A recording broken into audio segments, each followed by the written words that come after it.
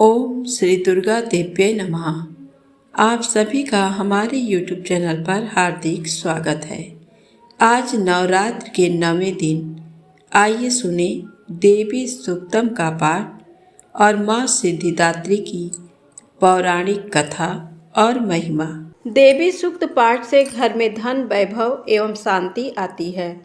नवरात्र में विशेष रूप से दुर्गा सप्तशती के पाठ से माँ दुर्गा की साधना की जाती है।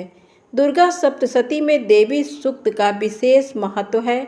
कहा जाता है कि देवी सूक्त के पाठ करने से भक्त को देवी माँ मनोवांछित फल प्रदान करती हैं। यदि आप अपने जीवन में धन, ऐश्वर्य, वैभव, आनंद और शांति चाहते हैं तो नियमित देवी सूक्त का पाठ करें, आपका कल्याण होगा।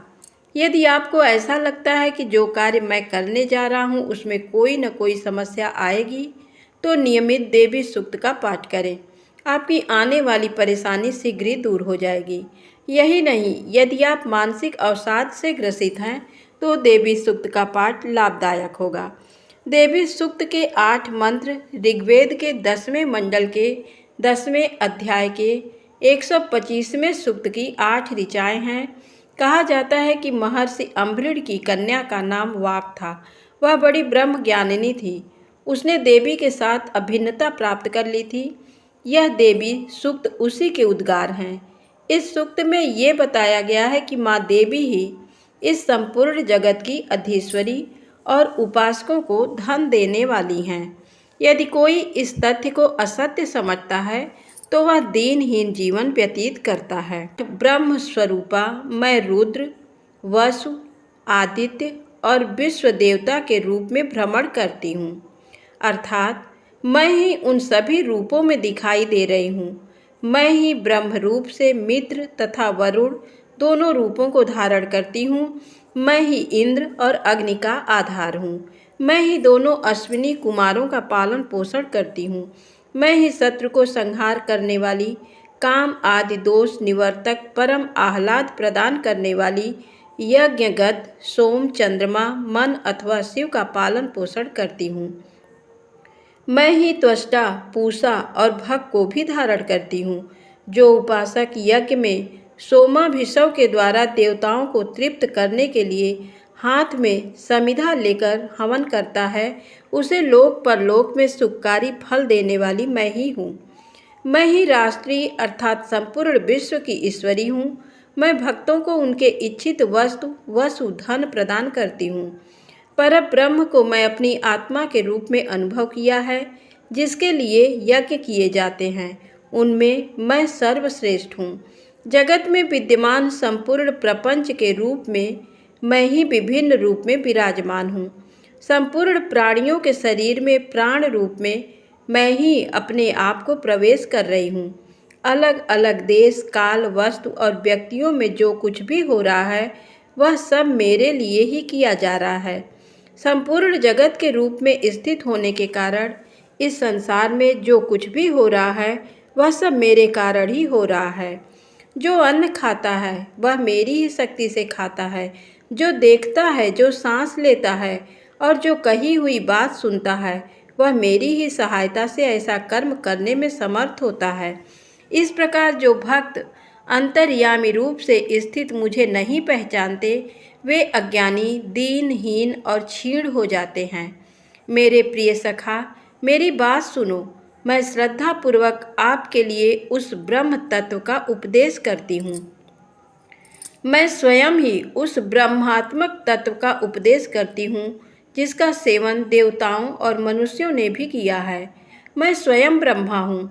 मैं जिसे चाहती हूँ रक्षा करती हूँ, जिसे चाहती हूँ सर्वश्रेष्ठ बना देती हूँ, जिसे चाहती हूँ सृष्टिकर्ता ब्रह्मा बना देता हूँ, जिसे चाहती हूँ उसे गुरु के समान ज्ञानवान बना देती हूँ। मैं ही ब्रह्मद्वेषी हिंसक असुरों को मारने के लिए संहारकारी रुद्र के धनुष को चढ़ाती हूँ।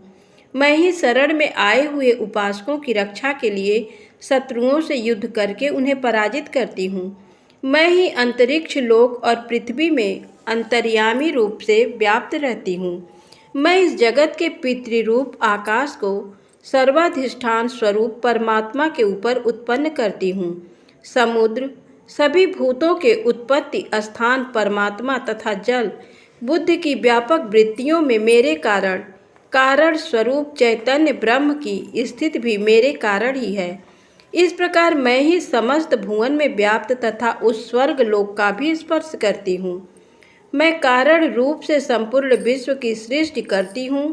अन्य की प्रेरणा के बिना ही खुद ही वायु के तरह चलती हूँ। मैं अपनी इच्छा से ही कर्म करती हूँ। मैं आकाश और इस पृथ्वी से भी परे हूँ। स्वयं की महिमा से ही मैं ऐसी हूँ। भक्तजन ऐसा जाने। नवरात्र के 9वें दिन माँ सिद्धिदात्री की पूजा अर्चना की जाती है। माँ सिद्धिदात्री की पूजा अर्चना से सभी तरह की सिद्धियां प्राप्त होती हैं और लौकिक पारलौकिक सभी तरह की मनोकामनाओं की पूर्ति भी होती है। माँ सिद्धिदात्री का रूप अत्यंत ही दिव्य है। माँ का वाहन सिंह है। ये कमल पर भी आसीन होती हैं। इनकी 4 भुजाएं हैं।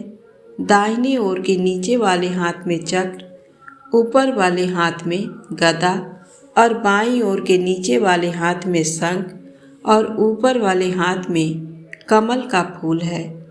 माँ सिद्धिदात्री को देवी सरस्वती का भी स्वरूप माना गया है। इन्हें बैगनी रंग अति प्रिय होता है।